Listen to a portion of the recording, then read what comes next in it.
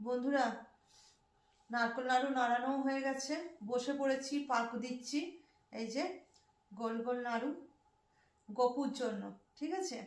তো এই যে রাত্রিবেলা বসে বসে করে রাখছি একটু একটু করে, আর কালকে সকালবেলা গপুকে দেবো। সকালবেলা তো করা সম্ভব হয় না, তো ওই জন্য এই এখন করে রেখে দিচ্ছি সাদা নাড়ু গপুর জন্য, নারকেল নাড়ু সাদা। তুমি হাতে ঘি মাখছো কেন?